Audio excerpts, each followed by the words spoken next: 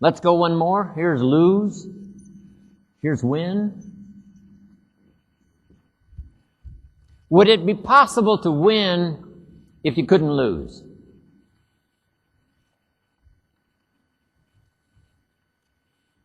Someone says no. Well, should we take your word for that, or should we say, it doesn't seem like it? So jot it down. A lot of this, we don't have the final answer, but it doesn't seem like it. Would there be positive without negative? It doesn't seem like it. It seems like that's the game. Negative trying to overcome positive, positive trying to overcome negative. Darkness trying to overcome light, light trying to overcome darkness. So put that in there. Dark, light. If you walk into a dark room and turn on the light, the darkness disappears. Where does it go? Not very far away, waiting for a chance to come back. As soon as light starts to lose its energy, darkness moves back in, moves back in. If you want the darkness to stay gone, you got to keep the light shining, shining, shining, shining. This is the game. It's 24 hours a day. Okay? In America, if you took an American football and we followed you to the nearest football stadium, and with the football under your arm, you walked across the goal line, would all of us cheer and call it a touchdown? And the answer is no. That's not a touchdown. It's not a touchdown until you face the 300-pounders, right, that want to smash your face in the turf. And if you can muscle by them and dance by the secondary, cross the goal line, now we cheer, call it a touchdown, win the championship. But that's the game of life. Yes, it's possible to win. Yes, it's possible to have a trophy to take home, put on the mantle. Yes, it's possible to be a winner and a champion. But you got to engage in this life struggle.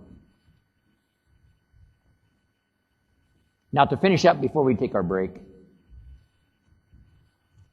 let me give you some points now. How to develop this personal philosophy. How many of you have 3 pages of notes already? 3 pages? Fantastic.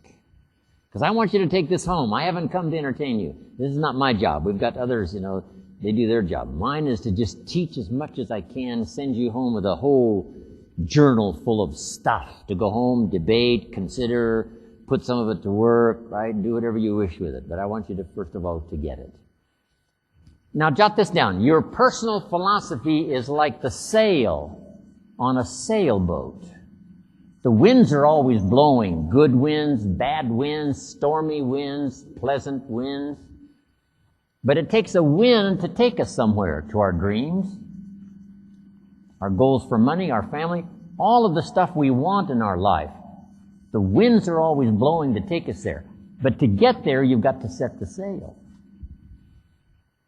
The same wind blows on all of us. The difference in where we arrive is not the blowing of the wind, but the set of the sail. Your personal philosophy. And if you learn to use wise ideas, get some more and use those, you'll strengthen the set of your sail no matter what wind blows. Economic, social, personal, political. No matter. You'll get where you want to go by paying more attention to the set of the sail.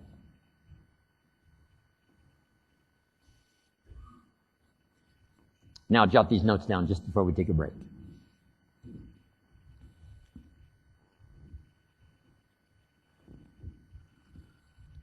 Let me get a little room here.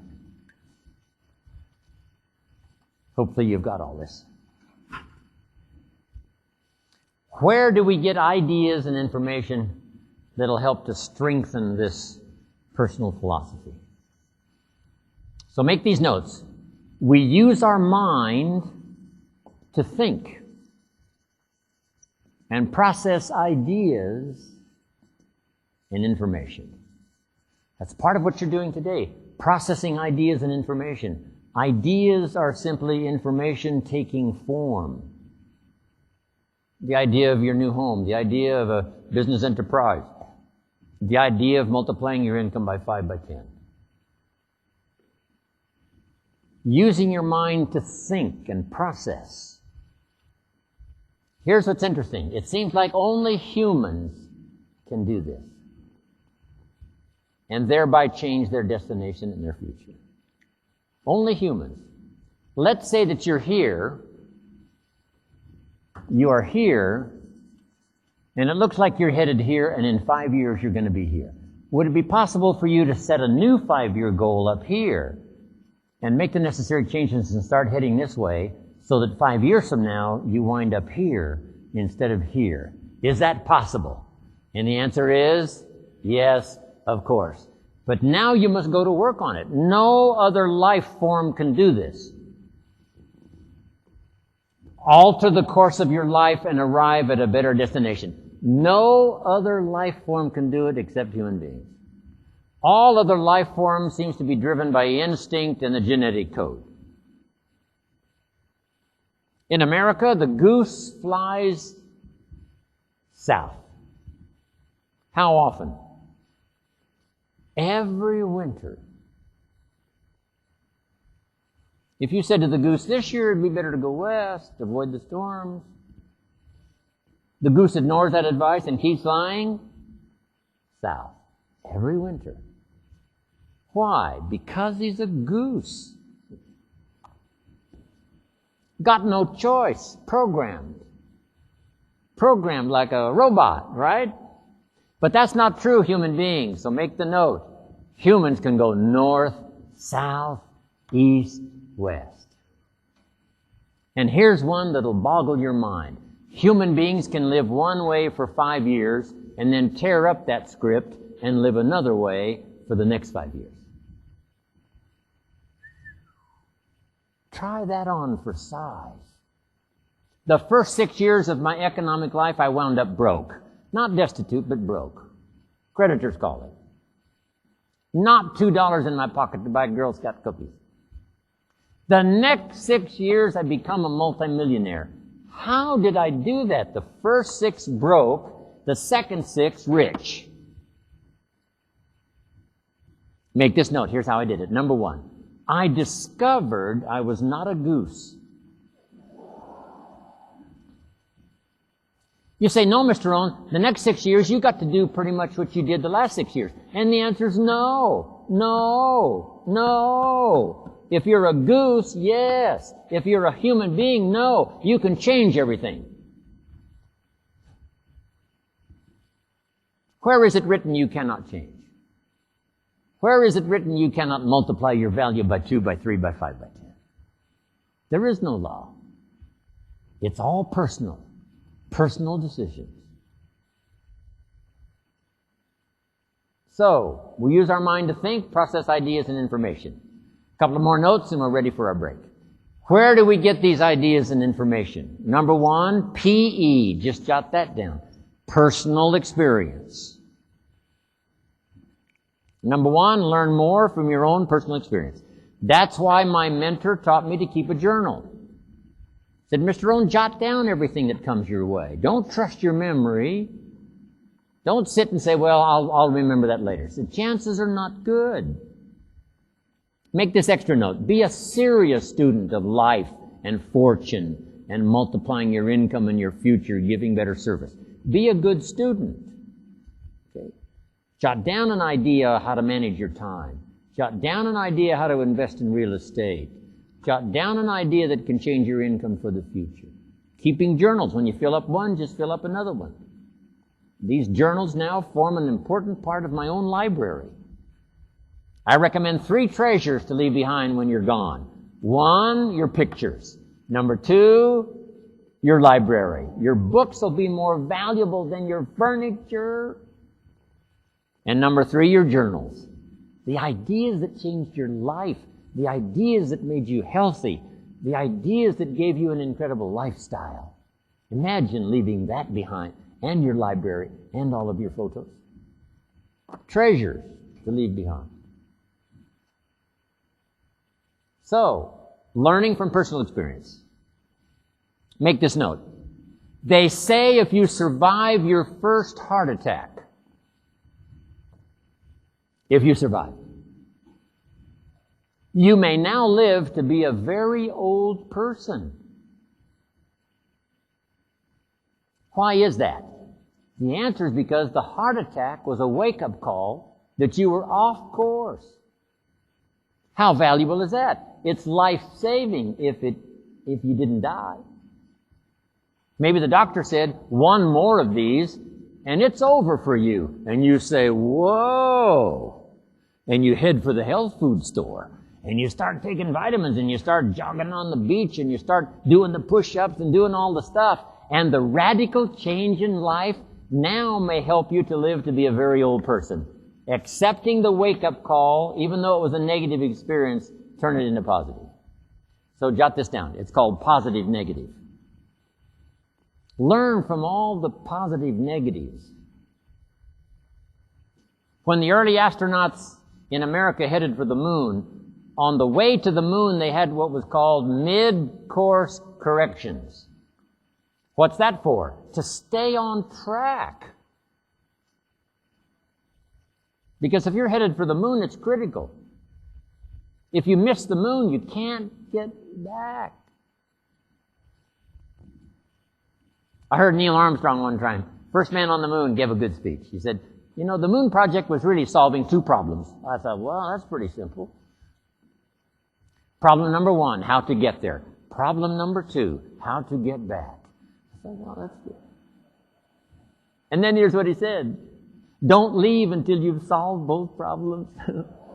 Hey, that's good advice. Some of my business enterprises, how to get in, so I jumped in. I didn't figure out how to get out. It doesn't go well. So learn from your personal experience. Now here's one more. Then it's break time. Number 2 is called OPE. Learn from other people's experiences. That's why this list of speakers that Richard worked so hard on putting together to come by today and tomorrow is to learn from us. Our experiences could help you make some excellent decisions before these 2 days are finished. Okay. Now, jot this down. Learn from other people's experiences, both negative and positive.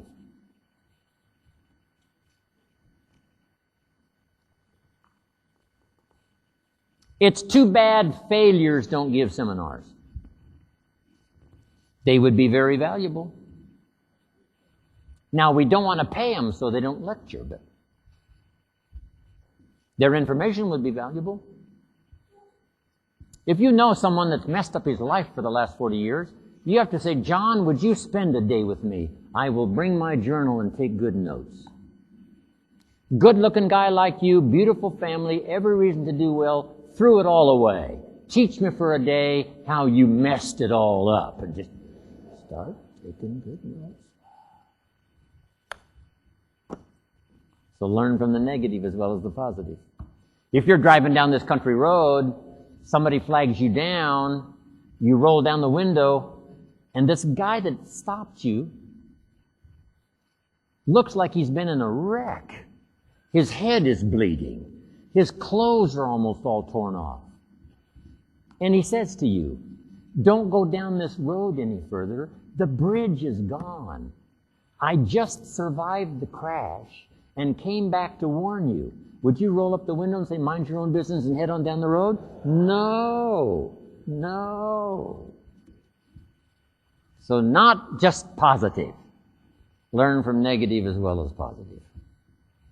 Now that I've got some information that's going to make it worth your while to spend these couple of days.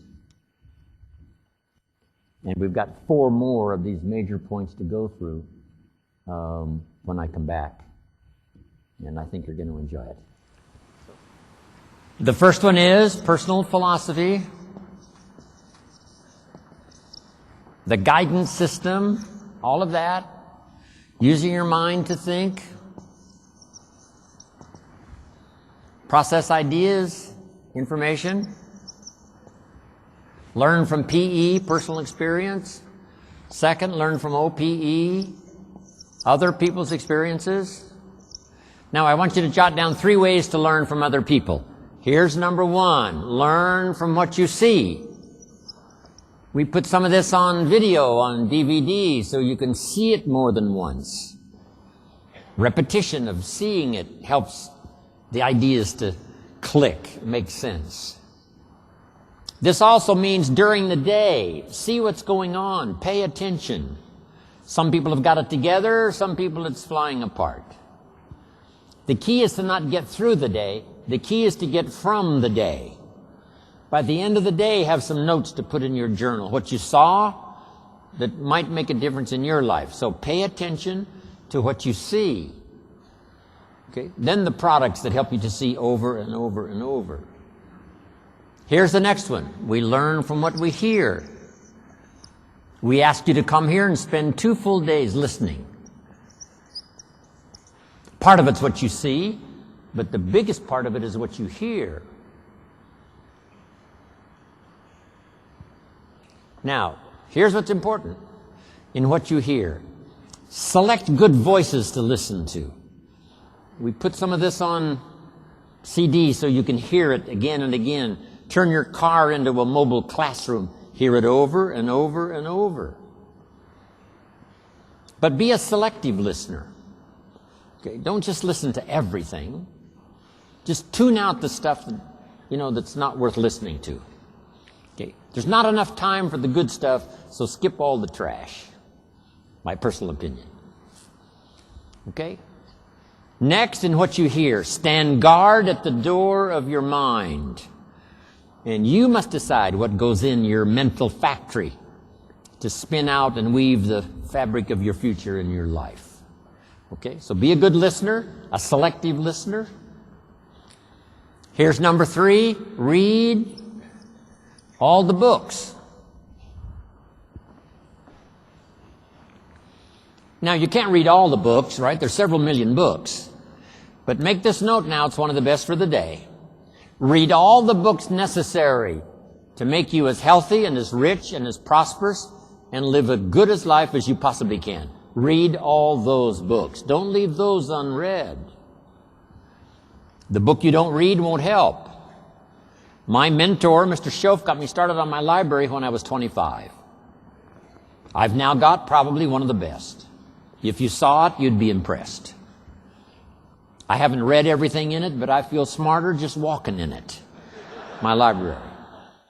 I was smart enough to buy it. Now I got to be smart enough to read it. Now here's the next. After you read, you refine what you read and decide what to do.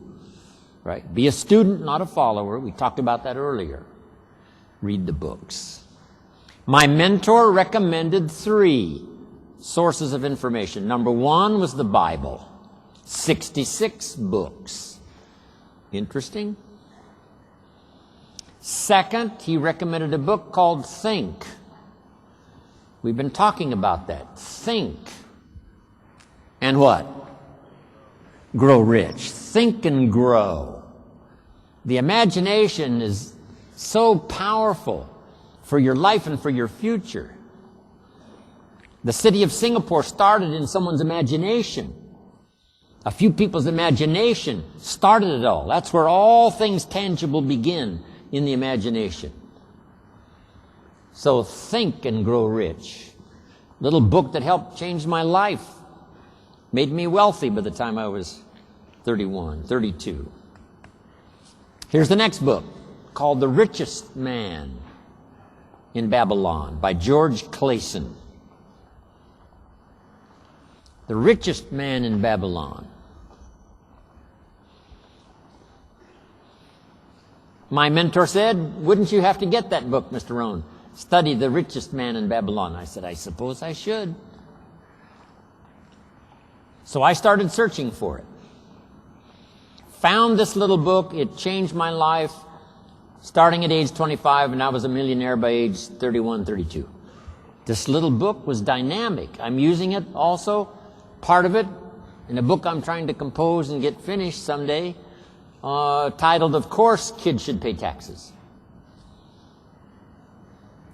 You'll enjoy this little book when it finally comes out. In California, kids do pay taxes. Interesting. In California, if a little 8-year-old walks into 7-Eleven and buys something that cost $1, the proprietor asks the child for 8 more pennies. So the kid says, "What's these 8 pennies?" And the proprietor says, "That's the taxes." And the kid says, "I'm only 8 years old." And the proprietor says, "Congratulations, you're my youngest taxpayer." Now the kid asks why the 8 pennies. Then you explain. If you want to ride your bicycle on the sidewalk instead of in the mud, you have to pay the 8 pennies. So finally, children begin to understand, right? Taxes are necessary. So of course kids should pay. Everybody should pay. Okay. In my book, I'm going to teach kids how to have 2 bicycles, one to ride and one to rent. Right? You don't have to be General Motors to make a profit.